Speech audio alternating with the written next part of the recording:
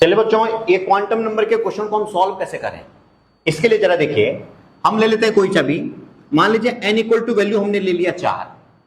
Fourth का मतलब हुआ ये फोर्थ शेल हो गया, यानी कि फोर्थ शेल के अंदर क्या क्या हो रहा है वो चीज हम पता करने वाले हैं। n इक्वल टू अगर 4 है, शेल नंबर अगर 4 है तो l वैल्यू हो जाएगा 0 1 2 3, यानी कि फोर्थ शेल में 4 सब शेल है, ये और 2 फिर ये 3, और ये जो 4 वैल्यूज हैं ये चारों वैल्यू 4 डिफरेंट सबशेल को इंडिकेट करेगा। वो एक होगा S सबशेल, दूसरा होगा P सबशेल, तीसरा होगा D सबशेल, चौथा होगा F सबशेल।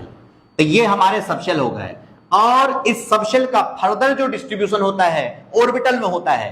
तो L वैल्यू अगर 0 है, यहां पर L वैल्यू 0 तो ML वैल्यू भी 0, L वैल्यू अगर 1 तो ML वैल्यू -1 0 1, और L वैल्यू अगर 2 उसी तरह से ML वैल्यू -2 -1 0 1 2। ये जो वैल्यू होता है ML वैल्यू, ये डिपेंड करता है L वैल्यू पर।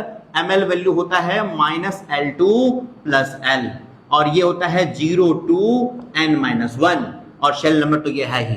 और MS वैल्यू का, MS का जो वैल्यू होता है वो होता है +½ एंड -½ यानी कि ML वैल्यू जितना बना वो उतना ऑर्बिटल है। इसके 3 ऑर्बिटल हो गए, S के 1 ऑर्बिटल हो गए, D के 5 ऑर्बिटल हो गए, इसी तरह से F के 7 ऑर्बिटल होते हैं।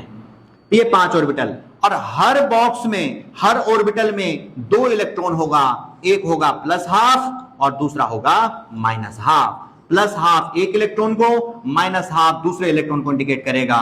+½ ये हम डाल लगा देंगे, -½ ऐसे लगा देंगे। इस तरह से हर बॉक्स के अंदर जो है हमारा इलेक्ट्रॉन होगा, तो +½ -½ नंबर ऑफ इलेक्ट्रॉन को इंडिकेट करेगा, ML value number of orbital को इंडिकेट करेगा, L वैल्यू सबशेल को इंडिकेट करेगा, और N वैल्यू शेल को इंडिकेट करेगा। इस तरीके से बेसिक तरीके से समझने के लिए आप फॉलो करें भारद्वाज के क्लासेस को।